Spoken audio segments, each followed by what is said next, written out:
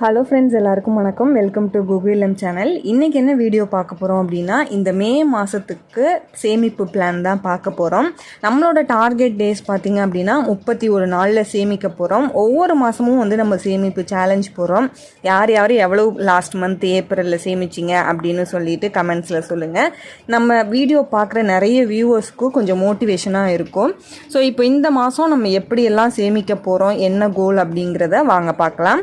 முதல் விஷயமா, நம்ம இந்த மாதம் சேமிக்கிறோம் அப்படின்னா அந்த சேமிப்பை என்ன பண்ண போகிறோம், நம்மளோட கோல் என்ன அப்படிங்கிறத செட் பண்ணுங்கள்.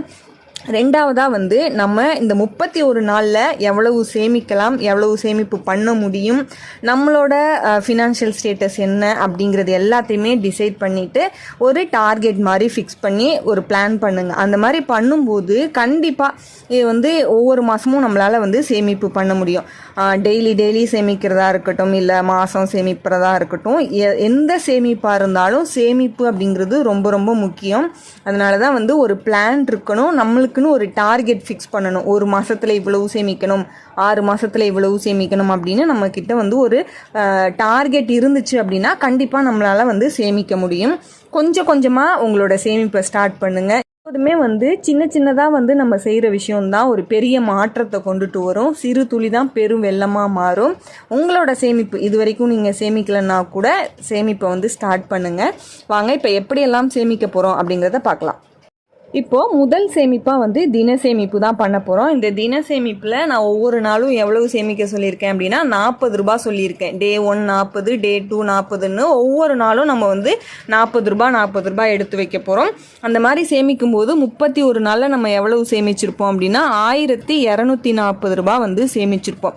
என்ன காரணம் தின சேமிப்பெல்லாம் பண்ணுறதுன்னா, டெய்லி நம்ம பண்ணுற விஷயம் டெய்லி பண்ணும்போது அது ஒரு பழக்கமாக மாறும். சேமிப்பு டெய்லி நம்ம பண்ணும்போது நாளடைவில் நம்மளுக்கே அது ஒரு இன்ட்ரெஸ்டாகவும் மாறிடும், பழக்கமாகவும் வந்துடும்.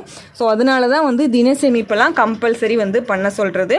ஸோ 40 ரூபா நான் டார்கெட் ஃபிக்ஸ் பண்ணியிருக்கோம் ஒவ்வொரு நாளைக்கும். இந்த 40 ரூபாயை நீங்கள் எடுத்து வைக்கும்போது தின சேமிப்பில் 1240 ரூபா கண்டிப்பாக உங்களால் சேமிக்க முடியும் அப்படின்னு நினச்சிட்டு ஸ்டார்ட் பண்ணுங்கள். கண்டிப்பாக முடியும்.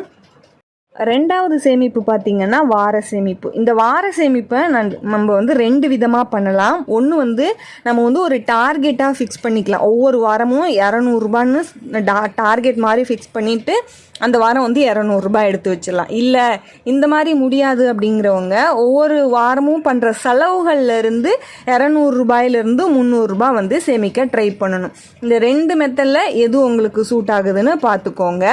இப்போ 4 வாரத்துக்கு நம்ம சேமிக்கும் போது 4 வாரத்தில் 200 ரூபாயாக நான் சொல்லியிருக்கேன். ஸோ 800 ரூபாய் நீங்கள் 4 வாரத்துக்கும் சேமிச்சிருப்பீங்க. வார சேமிப்பு செலவுகள்லேருந்து எப்படி சேமிக்கலாம் அப்படின்னு சொல்லிட்டு நான் நிறைய வீடியோஸில் சொல்லியிருக்கேன். ஸோ ஒவ்வொரு வாரமும் இந்த அமௌண்ட்டை ஃபிக்ஸ்டாக சேமிக்க ட்ரை பண்ணுங்கள். ஸோ வார சேமிப்பில் 800 ரூபாய் சேமிச்சிருப்போம். அடுத்ததாக மாத சேமிப்பு தான். இந்த மாத சேமிப்பில் எவ்வளவு சேமிக்க போகிறோம், மொத்தமாக இந்த மே மாதத்தில் எவ்வளவு சேமிக்க போகிறோம், என்னென்னலாம் பண்ணலாம் அப்படிங்கிறத பார்க்கலாம். மாத சேமிப்பில் முதல்லையே நம்மளுக்கு வர்ற சம்பளத்தில் 500 ரூபாயிலேருந்து 1000 ரூபாய் எடுத்து சேமிக்க பழகணும் எப்போதுமே. இது ஒரு ஃபிக்ஸ்டாக ஒரு அமௌண்ட் ஃபிக்ஸ் பண்ணிக்கோங்க. 500 ரூபாய்னா 500 ரூபாய் ஃபிக்ஸ் பண்ணிக்கோங்க. இல்லைன்னா 1000 ரூபாய் எடுத்து வச்சுருங்க. ரெண்டாவதாக மளிகை பொருள், கேஸ், இந்த மாதிரி ஒவ்வொரு மாதமும் நம்ம ஒவ்வொரு விஷயத்துக்கும் பணம் ஒதுக்குவோம் இல்லையா, அதிலிருந்து ஒரு 500 ரூபாயிலேருந்து 1000 ரூபாய் சேமிக்க பழகிக்கோங்க. நான் இது 2ல் ஏதாவது ஒன்று தான் சொல்லியிருக்கேன். ஸோ 600 ரூபாயிலேருந்து 800 ரூபாய் நான் ஃபிக்ஸ் பண்ணியிருக்கேன். இது 2லையுமே உங்களால் முடியும் அப்படின்னா இது கம்பல்சரி ஆக்கிக்கோங்க. இல்லை இது என்னால் கம்பல்சரி பண்ண முடியலைங்கிற பட்சத்தில் நீங்கள் இதை சூஸ் பண்ணிக்கலாம். மளிகை பொருள், கேஸ், பால், இந்த மாதிரி நம்ம பண்ணுற விஷயங்கள்லேருந்து 500 ரூபாயிலேருந்து 1000 ரூபாய் சேமிக்க பழகிக்கோங்க. நம்ம ஒரு அமௌண்ட்டாக எவ்வளவு சொல்லியிருக்கேன் அப்படின்னா 800 ரூபாய் சொல்லியிருக்கேன். மாத சேமிப்பில் 800 ரூபாய் சேமிக்க சொல்லியிருக்கேன். இதை ட்ரை பண்ணுங்கள்.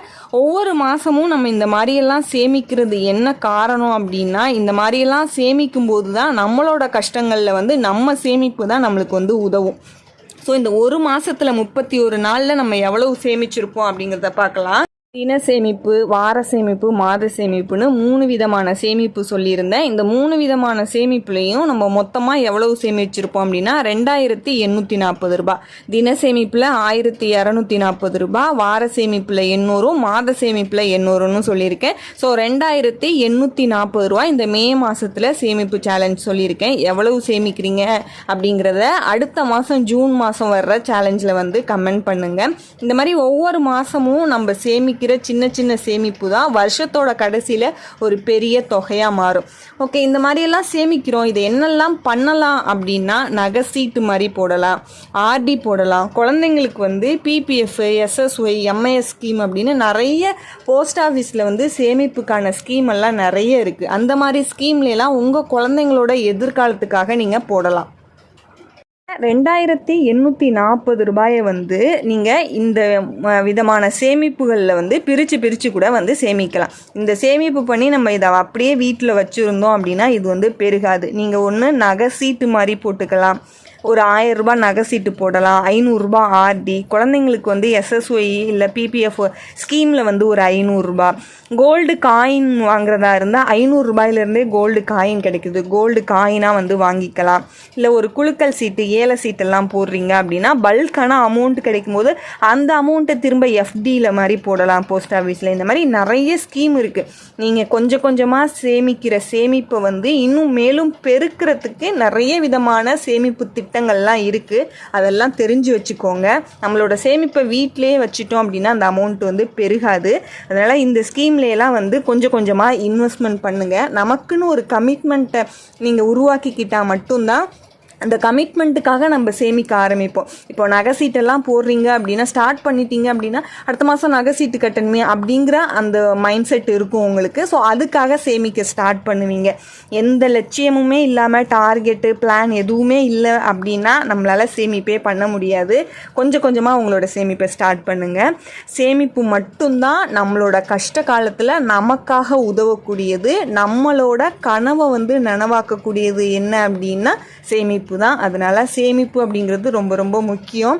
கண்டிப்பாக இந்த வீடியோ வந்து எல்லாருக்குமே யூஸ்ஃபுல்லாக இருக்கும்னு நான் நம்புகிறேன். வீடியோ பிடிச்சிருந்துச்சுன்னா லைக் பண்ணுங்கள், உங்கள் ஃப்ரெண்ட்ஸுங்க கூடயும் ஷேர் பண்ணுங்கள். தேங்க்யூ ஃபார் வாட்சிங்.